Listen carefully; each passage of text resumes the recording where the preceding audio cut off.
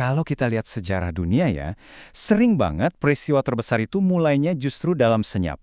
Dimulai dari hati seorang wanita yang, wah, ditakdirkan untuk sesuatu yang luar biasa. Nah, hari ini kita bakal kupas tuntas kisah salah satunya. Aminah, ibunda sang nabi. Jadi di seluruh dunia kuno waktu itu, tiba-tiba muncul tanda-tanda aneh. Bayangin, api suci yang udah nyala ribuan tahun mendadak padam, istana megah runtuh. Kayaknya semua itu nunjukin kalau bakal ada seseorang yang datang dan mengubah segalanya. Tapi yang menarik, ceritanya itu nggak dimulai dari sang nabi, tapi justru dari ibunya, Aminah. Nah, biar kita benar-benar paham seberapa istimewa beliau, kita perlu mundur sedikit, lihat dulu dunia tempat beliau lahir. Zaman itu dikenal dalam sejarah sebagai zaman jahiliyah, atau ya, zaman kebodohan. Coba bayangin, di zaman di mana kejam itu hal biasa, belas kasihan itu langka, dan punya anak perempuan tuh bisa dianggap aib. Di tengah-tengah semua itu, keluarga Aminah ini beda banget. Benar-benar pengecualian. Buat mereka, Aminah itu bukan beban, tapi anugerah dari Tuhan, seperti mutiara yang sangat berharga. Nah, didikan penuh iman dan cinta inilah yang jadi fondasi karakter beliau yang luar biasa nanti. Oke, dari lingkungan keluarga yang penuh kasih sayang ini, Aminah kemudian melangkah ke babak baru dalam hidupnya. Dan babak ini, wah, isinya tuh roller coaster banget. Ada kebahagiaan yang luar biasa, tapi juga ada kesedihan yang sangat mendalam. Pernikahan mereka ini bukan cuma sekedar menyatukan dua keluarga terpandang loh. Banyak yang percaya kalau ini tuh bagian dari rencana Tuhan yang jauh lebih besar. Sebuah ikatan yang bahkan sudah diramalkan dalam mimpi, yang ditakdirkan untuk membawa damai dan cinta, bukan cuma buat rumah tangga mereka, tapi pada akhirnya untuk seluruh dunia.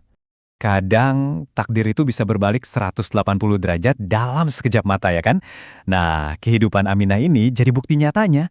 Dari puncak kebahagiaan, baru aja menikah, terus dapat kabar gembira soal kehamilan, dunianya langsung jungkir balik. Suaminya, Abdullah, pergi untuk berdagang. Dan ternyata perjalanan itu jadi perjalanan terakhirnya, nggak pernah kembali.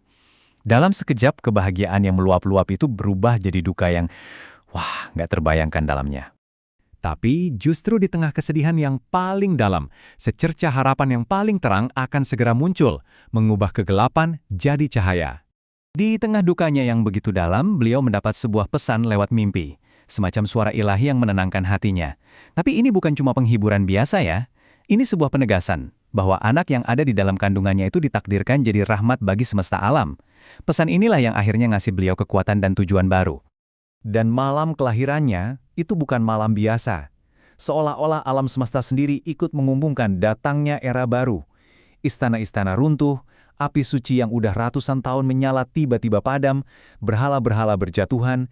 Tiap peristiwa ini jadi pertanda, dunia akan berubah selamanya. Bahkan namanya pun punya makna khusus. Sang kakek, Abdul Muthalib, memberinya nama Muhammad, artinya yang terpuji. Ini bukan sekedar nama, tapi ini adalah sebuah doa. Sebuah harapan besar supaya cucunya ini akan dipuji di langit dan di bumi. Kelahiran putranya ini jelas membawa cahaya yang luar biasa ke dalam hidupnya. Tapi jalan ke depan ternyata nggak akan mudah. Kebahagiaan menjadi seorang ibu akan segera diuji dengan pengorbanan yang sangat berat. Di sini, Aminah dihadapkan pada sebuah pilihan yang, rasanya mustahil. Pilihan yang benar-benar menguji hati seorang ibu. Demi kesehatan putranya, sesuai tradisi waktu itu, beliau harus merelakan bayinya tinggal sama ibu susuan di padang pasir. Coba kita bayangin kerinduannya. Bertahun-tahun berpisah. Semua itu dilakukan karena cinta yang tulus tanpa pamrih. Ini sih bukti nyata pengorbanan seorang ibu yang luar biasa. Dan ketika mereka akhirnya bertemu lagi, bahagianya tentu nggak terkira. Tapi ada rasa sedih juga yang menyertainya. Setiap kali beliau menatap wajah putranya, beliau seperti melihat kembali sosok suaminya tercinta, Abdullah. Wajah anak itu jadi pengingat yang indah, sekaligus menyakitkan akan cinta yang telah tiada. 2 tahun kebersamaan yang penuh kebahagiaan itu rasanya berlalu begitu cepat dan membawa kita ke babak terakhir sekaligus yang paling mengharukan dari kisah hidup Aminah. Karena ingin putranya mengenal asal-usulnya, Aminah membawanya dalam sebuah perjalanan jauh ke Madinah. Tujuannya cuma satu, mengunjungi makam Abdullah, agar sang anak bisa terhubung dengan sosok ayah yang gak pernah ia temui seumur hidupnya. Ini adalah sebuah perjalanan atas nama cinta dan kenangan. Sayangnya, dalam perjalanan pulang, takdir berkata lain. Di tengah-tengah padang pasir yang luas, Aminah jatuh sakit parah, tenaganya seakan habis tak bersisa. Napasnya mulai tersengal-sengal.